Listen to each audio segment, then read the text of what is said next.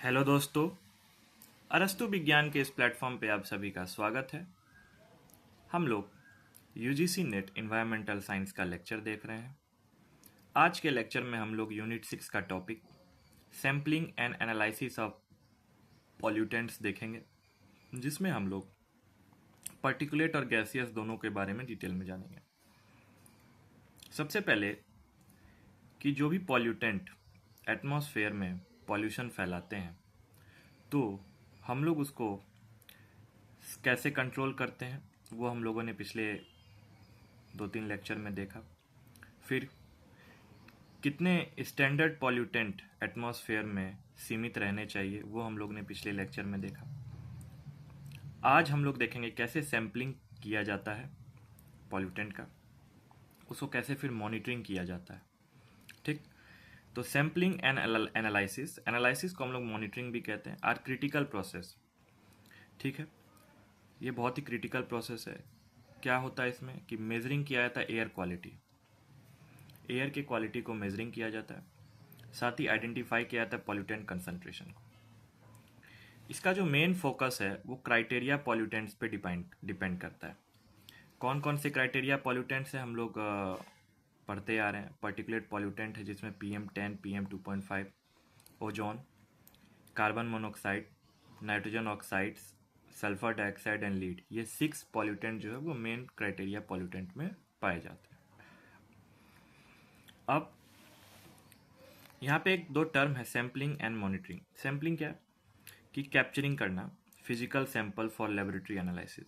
कोई भी पॉल्यूटेंट को सबसे पहले कैप्चर करके लेबोरेटरी में लेके आना है, उसको हम लोग को एनालिसिस करना है। एनालिसिस मतलब इलेक्ट्रॉनिक डिवाइस के यूज से रियल टाइम में हम वहाँ के एयर क्वालिटी को मेजर करेंगे। तो सैम्पलिंग करना मतलब कैप्चरिंग करके पॉल्यूटेंट को लाना, मॉनिटरिंग मतलब इलेक्ट्रॉनिक डिवाइस के हेल्प से एयर क्वालिटी को चेक करना। तो आइए हम लोग स्टार्ट करते हैं सैम्पलिंग एंड एनालिसिस ऑफ सबसे पहले SO2 गैस को, जो कि एम्बिएंट एयर में पाए जाते हैं। ठीक, ये सबसे पहले इम्प्रूव्ड वेस्ट एंड गाइकी मेथड द्वारा दिया गया था। वेस्ट एंड गाइकी के द्वारा दिया गया था और ये बहुत ही सटीक मेथड है और जो और फेमस भी।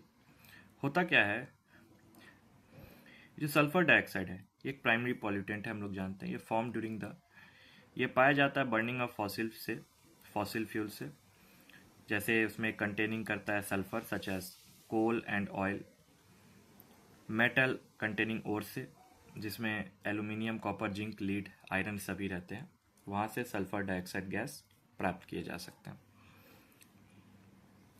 सल्फर डाइऑक्साइड नेचुरल सोर्स से भी मिलता है, जैसे कि वॉल्केनिक एसेस और हॉट स्प्रिंग्स। ठीक, अब हम लोग ये देखेंगे कि कौन से ऐसे प्रिंसिपल्स हैं जिस प्रिंसिपल के आधार पे हम लोग इसको डिटेक्ट करते हैं और मेजर करते हैं। तो ये वेस्ट और गाइकी द्वारा सबसे पहले दिया गया था, इसीलिए इसको वेस्ट और गाइकी मेथड कहते हैं। मेरा थोड़ा तबीयत ठीक नहीं है। Principle of the method. सबसे पहले SO2 from air is absorbed in a solution from of potassium tetrachloromercurate. SO2 air से एब्जॉर्ब किया गया और उसको पोटेशियम टेट्राक्लोरोमर्क्यूरेट में मिला दिया गया सॉल्यूशन में, इसीलिए इसको पोटेशियम को K से और TCM कहा जाता है, टेट्राक्लोरोमर्क्यूरेट को। ये जब सॉल्यूशन में मिक्स किया गया तो क्या बना, ए डाइक्लोरोसल्फाइटोमर्क्यूरेट कॉम्प्लेक्स इज फॉर्म्ड, ये बना।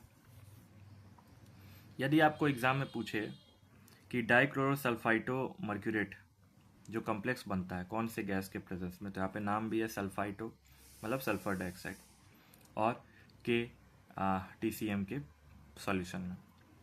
ये जो कॉम्प्लेक्स बना, ये कॉम्प्लेक्स को रिएक्ट करवाया गया पारा रोज़ानिलीन एंड फॉर्मल्डिहाइड के साथ। फिर ये कलर्ड कंपाउंड देता है जिसे हम पारा रोज़ानिलीन मिथाइल सल्फोनिक एसिड कहते हैं।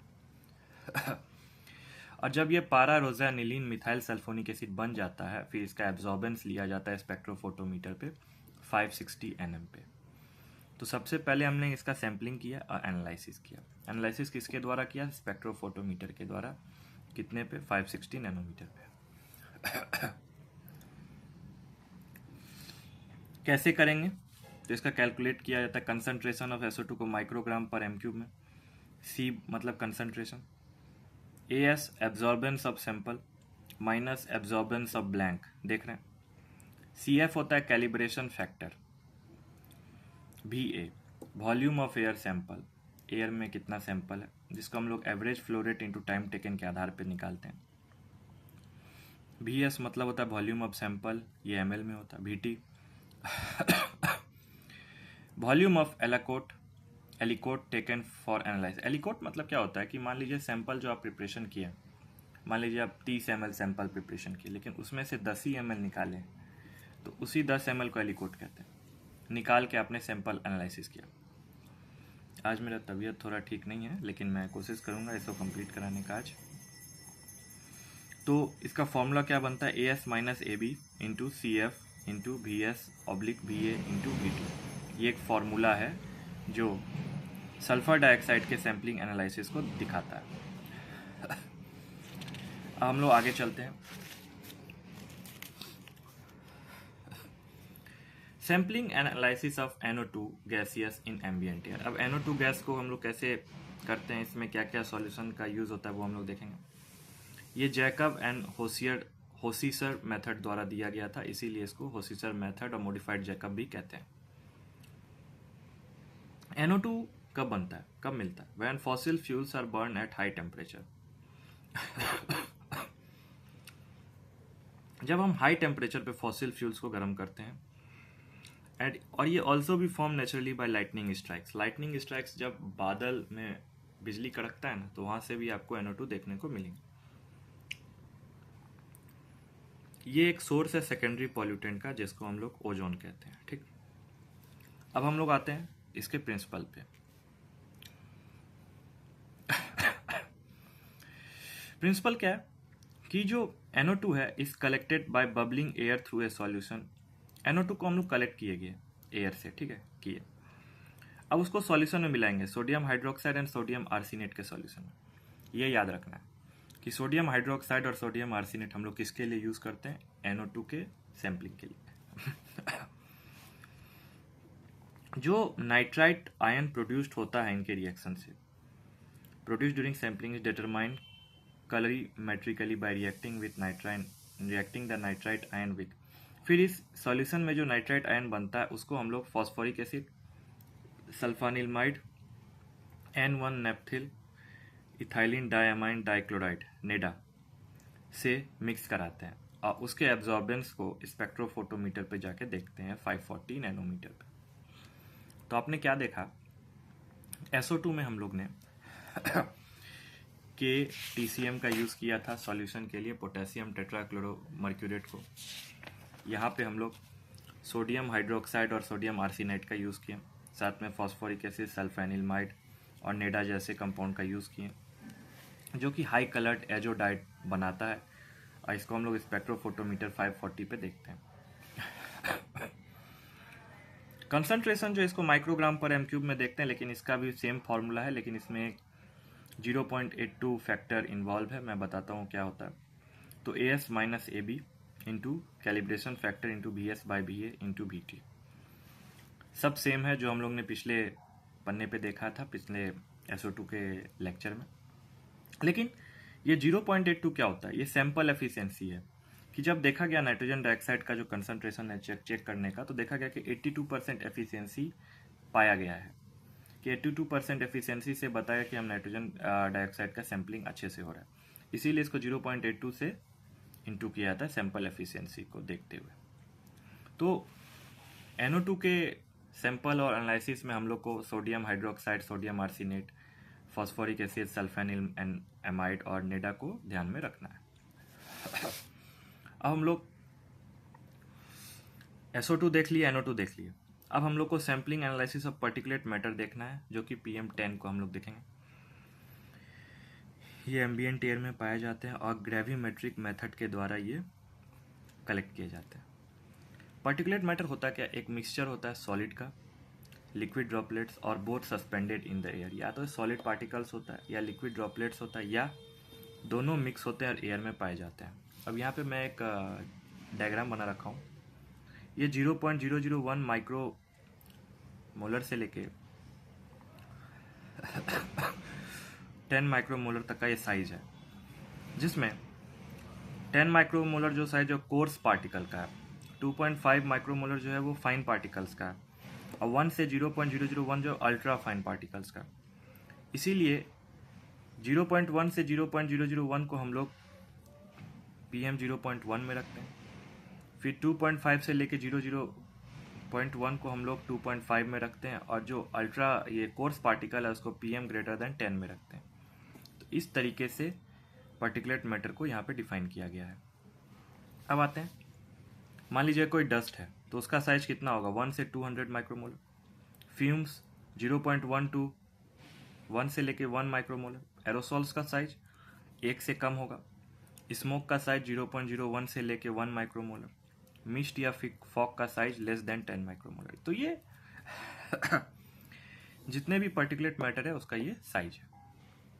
ठीक, अब हम लोग ये जो ग्रेविमेट्रिक मेथड से निकाला गया था, इसमें ग्लास फाइबर फिल्टर का यूज़ किया गया था, एक फिल्टर का जो कि ग्लास फाइबर जैसा था। तो इस मेथड में होता क्या, air is drawn through a size selective inlet, जो कि 8 इंटू 10 इंच फिल्टर का है at a flow rate which is typically 1.132 litre per minute. होता क्या है कि दो फिल्टर लिया जाता है, आप याद रख समझिएगा। एक फिल्टर को क्या किया जाता है, पहले वे कर लिया जाता है कि मान लीजिए उस फिल्टर का वे किए तो 100 ग्राम होगा वो फिल्टर पेपर। ठीक, मान लीजिए एज फॉर एग्जांपल वो फिल्टर पेपर है 8 इंटू 10 इंच का, पहले वे कर लिया गया तो 100 ग्राम का था। उसके बाद क्या होता है, वहाँ से बहुत सारे एयर को पास कराया जाता है। ठीक, अब वो 1.132 लीटर पर मिनट एयर को पास कराया गया। लिक्विड ड्रॉपलेट्स भी है उसमें। थोड़ी देर के बाद एग्ज़ाम किया गया कि फिल्टर पे बहुत सारे पार्टिकुलेट मैटर आके जम चुके हैं, वो जो छोटे छोटे पार्टिकल हो जाके बैठ गए। उसके बाद उसका वे किया गया तो 120 ग्राम हुआ। कहने का मतलब 20 ग्राम एक्स्ट्रा हुआ। तो इस तरीके से ग्रेविमेट्रिक मेथड से आप ये जो पार्टिकुलेट मैटर को हम लोग ने कलेक्ट किया। Mass of this particle is determined by the difference in filter weigh prior to and after sampling. जो मैंने बात अभी बताई है कि फिल्टर पेपर का जो मास है ना, वो पहले भी वे किया गया और बाद में वे किया गया सैम्पलिंग के बाद, तो उसमें चेंजिंग होगा। तो यहाँ पे जो एक फॉर्मूला है, कंसंट्रेशन बराबर WF माइनस WI। WI होता है इनिशियल वेट ऑफ फिल्टर। पहले हम लोग फिल्टर का वेट देख लिए क्या था, और जब फाइनल वेट ऑफ फिल्टर देखते हैं आफ्टर ग्रेविमेट्रिक मेथड के बाद, तो वे बढ़ जाएगी, वेट बढ़ जाएगा क्योंकि उसमें पार्टिकल्स बढ़ ही चुका है। 10⁻⁶ conversion of gram two microgram, जितना ग्राम था उसको हम लोग माइक्रोग्राम में कन्वर्ट कर देंगे। उसके बाद सैम्पलिंग देखेंगे, वॉल्यूम ऑफ एयर सैंपल। तो इसका फॉर्मूला होता है C बराबर WF माइनस WI इंटू 10⁻⁶ ठीक, तो ये पार्टिकुलेट मैटर का सैम्पलिंग एनालिसिस का फॉर्मूला है, जो कि ग्रेविमेट्रिक मेथड्स के द्वारा किया गया। मेरा आज तबीयत ठीक नहीं है तो मैं इसे ज़्यादा आज नहीं बता पाऊँगा। आज के लेक्चर में हम लोगों ने सैम्पलिंग एनालिसिस ऑफ पॉल्यूटेंट देखा, जो कि पार्टिकुलेट और गैसेस दोनों को मैंने जाना, जिसमें गैसियस में SO2 को हम लोग ने डिटेल में जाना वेस्ट एंड गाइकी मेथड के द्वारा।